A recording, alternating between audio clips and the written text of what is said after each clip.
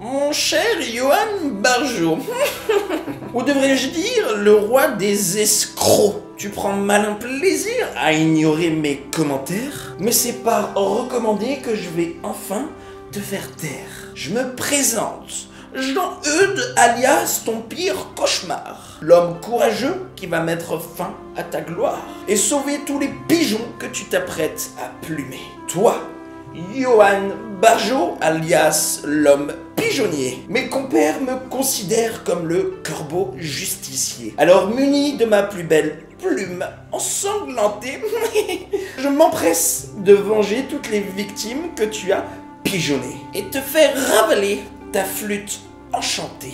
Toi, Johan Barjot, l'expert du pipeau.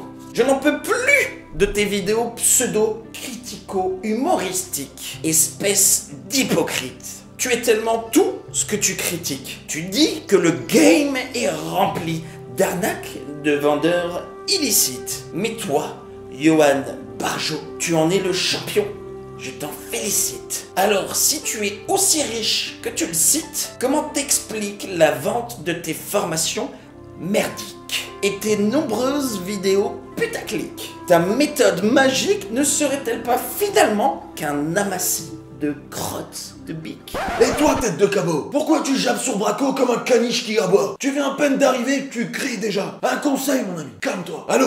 Ah, tiens, c'est pour toi. Parle à ton conseiller Pôle emploi, vilain gardement. Et avant de faire la morale aux gens, assume-toi financièrement.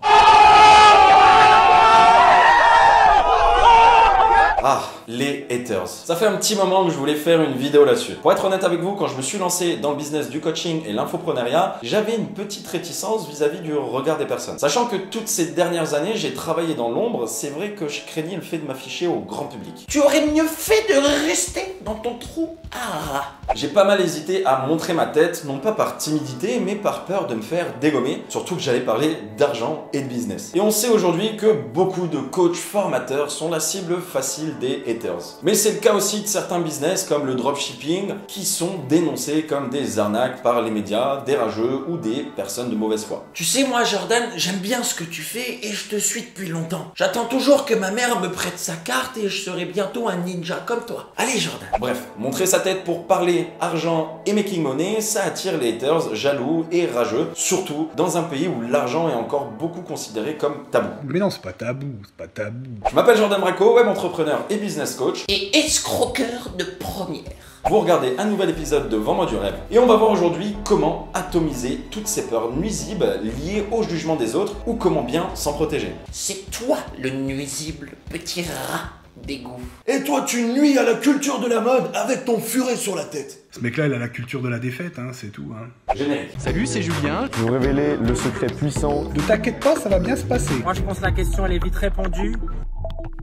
Lancer un nouveau projet, c'est toujours compliqué au début et ce, pour tout un tas de raisons. Mais une des raisons principales qui peut bloquer certaines personnes, c'est le jugement des autres. Pour ma part, et comme je vous l'ai expliqué au début, la peur du jugement venait du regard des inconnus, puisque j'allais promouvoir mon business de façon publique. Mais pour d'autres, cette peur du jugement peut aussi venir du regard de leurs proches, qui ne comprennent pas forcément les tenants et aboutissants de leur projet. Souvent mes proches me disaient « Mais Steven, tu crois que ça va marcher ?» Ou encore « Steven, on ne comprend pas très bien où tu veux en venir. » Mais ce n'est pas grave, j'ai toujours foncé en faisant confiance à mon instinct de self-made man. T'aurais peut-être mieux fait d'écouter tes proches, toi, le zèbre blanc. Mais ça fera l'objet d'une prochaine vidéo. D'ailleurs, si ce n'est pas déjà fait, je vous invite à vous abonner à cette chaîne et à activer la petite cloche pour être averti de la sortie de mes prochaines vidéos. C'est déjà fait, Jordan, et je mets des pouces. Revenons à nos moutons. Enculé, tapette, pédé, tarlouse, etc. Voilà le genre de petites remarques sympas qu'on peut prendre gratuitement quand on s'expose sur internet. Pas très originale, celle-là. J'ai toujours été plus inspiré. Personnellement, les insultes, ça ne m'atteint pas et faut dire que ça me fait même bien marrer. Un peu d'humilité. Même si au départ l'idée de me faire insulter gratuitement pouvait me freiner un petit peu. Mais ça, c'était surtout dû à quelque chose que la plupart des coachs formateurs ont en commun à leur début. Le fameux syndrome de l'imposteur.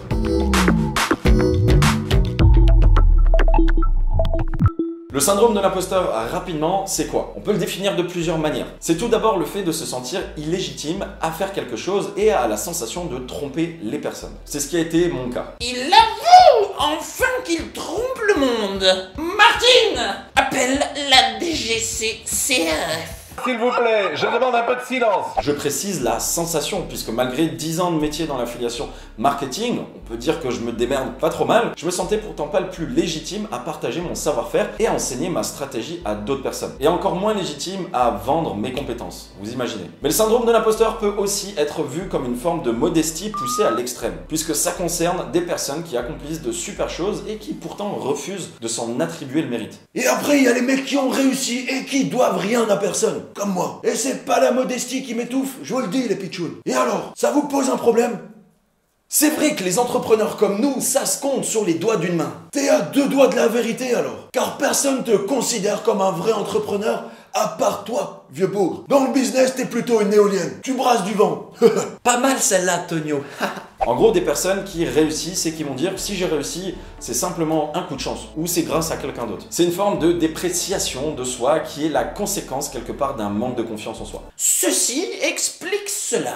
Personnellement, je n'avais pas de problème d'estime ou de confiance en moi, car je sais que c'est mon travail et non de la chance qui m'a apporté la réussite. C'était davantage cette sensation d'illégitimité à enseigner qui m'a déstabilisé et bloqué pendant un temps. Avant de me lancer, je me disais, si je le fais, ça ne va peut-être pas plaire à certaines personnes et on va me le faire remarquer. Par rapport à d'autres, je suis peut-être moins bon et certains vont s'en rendre compte. Ou pourquoi est-ce que les personnes m'écouteraient moi plutôt qu'un autre? Bref, vous voyez un peu le genre de doute que ça peut engendrer. Ça fait belle lurette que je me rends compte de ta supercherie. Et je savais pertinemment à l'avance que j'allais prendre des remarques à partir du moment où j'allais parler argent et business sur internet. Ce qui sort de ta bouche sonne louche, tout comme tes fausses promesses incroyables. Compte sur moi pour les retirer de tes lèvres comme une vieille herpès génitale.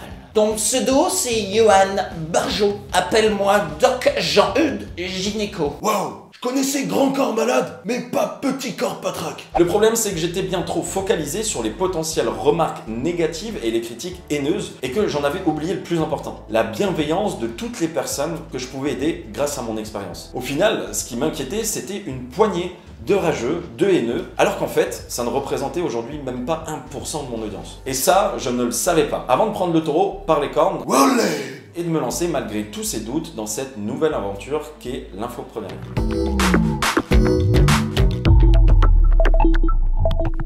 L'infoprenariat et le coaching en ligne, c'était à l'époque quelque chose d'inconnu et de tout nouveau pour moi. On le sait, l'inconnu, ça fait peur. Et on réagit un peu tous pareil face à l'inconnu. Le cerveau commence à chercher tout un tas d'excuses pour ne pas se confronter à cet inconnu. Et nous faire rester dans notre zone de confort. J'admire ton courage, Jordan. J'arrive déjà pas à sortir de ma chambre. Le syndrome de l'imposteur, c'est justement une parade psychologique pour contrer cette peur de l'inconnu. Et il fallait à tout prix lever cette parade pour pouvoir me lancer. Alors si vous aussi, vous avez l'impression de ne pas vous sentir assez légitime pour faire quelque chose ou que vous avez peur du regard des gens, voici quelques petits conseils tirés de ma propre expérience. Voici une petite formation que je vous ai concoctée pour vous baser sur ma propre expérience. Laissez-moi vous présenter. Si c'est basé sur ton expérience, laisse ta formation dans le grenier et écoute plutôt la suite, le surfeur. Sachez que quoi que vous fassiez, il y aura toujours des personnes pour vous critiquer. Et je ne parle pas de critiques constructives pour vous aider à vous améliorer, non, je parle des remarques blessantes et insultes gratuites juste faites par pure méchanceté ou par jalousie. Petit escroc, espèce de vaurien, tu n'es qu'un ragondin. Je pense que s'il continue comme ça, on va avoir une nouvelle assez désagréable d'ici quelques temps. Il va avoir un problème, quoi. Donc c'est pas souhaitable, hein, c'est jamais souhaitable. Malheureusement, quand on affiche sa tronche sur internet, c'est quelque chose d'incontournable. Et Dieu sait qu'on aimerait bien contourner ta tronche. Alors le plus simple est de vous lancer quoi qu'il en coûte. Si c'est ce que vous faites, ça plaît à la majorité, tant mieux. Et que les 1% de rageux aillent se faire. Mais enfin, ça va pas! Si ce que vous faites, ça ne plaît à personne, eh bien arrêtez tout et faites autre chose. C'est pas plus compliqué que ça. Mais ça, on peut pas le savoir tant qu'on n'a pas essayé. Qui ne tente rien risque d'avoir rien. Deuxième conseil à appliquer. Dites-vous qu'il y a des gens beaucoup moins compétents que vous, peut-être bien plus ridicules que vous, qui se lancent et qui réussissent. Alors pourquoi pas vous? Suffit de regarder Steven Saul. Écoute Tony Montagnard, que tu sois jaloux, je peux le comprendre. Mais les entrepreneurs comme moi, il y en a un par décennie. Et va te peigner, blondinet. Ne vous dites pas que ces gens-là ont eu plus de chance que les autres. Ne faites pas dans le syndrome de l'imposteur inversé. Ces personnes-là ont juste eu à un moment donné le courage de se lancer. Colones sobre la mesa en espagnolo. Wouah, mais Tonio, tu parles toutes les langues, toi. Eh ouais, mon JB, c'est ça d'être un globetrotter. J'ai plus d'une corde à mon sac, moi. Du coup, si pour eux ça marche, alors pourquoi pas pour vous? Oh, mais faut croire que vous n'êtes pas plus supérieur que moi, les rageux. Dites-vous qu'Internet est un terrain de jeu idéal pour les haineux et les rageux. Vous pouvez lancer le plus beau projet du monde, vous aurez toujours un tocard pour vous tacler. Ne prenez pas pour content une seule remarque négative par rapport aux milliers d'autres remarques positives. Ça n'en vaut pas la peine. Surtout que ce sont les gens les plus mécontents, les plus bruyants. Ce sont ceux qui laissent le plus d'avis ou de commentaires sur Internet. Un arbre qui pousse fait moins de bruit qu'une forêt qui tombe. Ça va faire 2 jours que la CAF m'a pas versé mon indemnité. Ils vont m'entendre. Il n'y a qu'à voir les notes globales laissées par les internautes concernant les compagnies d'assurance. Je vous mets au défi de trouver une note supérieure à la moyenne. Tout simplement parce que les satisfaits se tairont et les insatisfaits prendront le temps de le faire savoir. Et j'ai envie de dire, il est encore plus facile de gueuler ou insulter derrière un écran. J'ai baissé ta sœur. C'est pourquoi aujourd'hui, on voit de plus en plus de cyberharcèlement et des dérives incroyables sur Internet. Que vous soyez youtubeur, influenceur, infopreneur, il faudra donc assumer votre exposition publique et médiatique et de vous protéger contre toutes sortes de déferlements gratuits. Hé, Barjo, tu te prends pour un héros? T'as cru faire un buzz éclair? Sache que tu seras moins couvert de gloire que de mon foutre et de mes glaires. Yo Jean-Eudes, ça fait des mois que tu craches sur Braco derrière ton bigot. Ça t'obsède tellement trop que j'ai aperçu des toiles d'araignée dans la à ta go.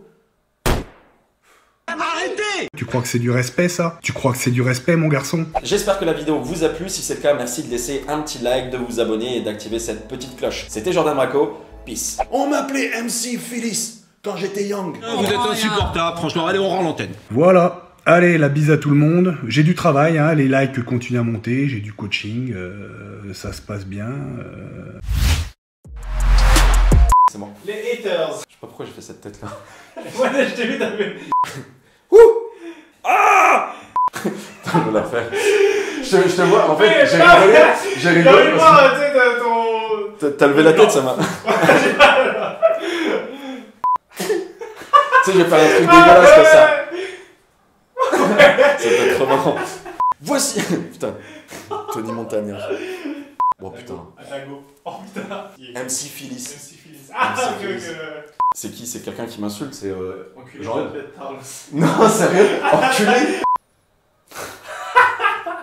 Oh! Est-ce que ça rend bien mon crachat? C'était cet avantage, cette sensation d'illégibilité. Oh! C'était. Non, mais raquette, genre. Ah, on s'est dit. Il y en a un par décennie. Oh putain. Vous laissez la petite cloche. Laissez la petite cloche, monsieur. Pas mal celle-là, Tonio. Oula. C'est tout?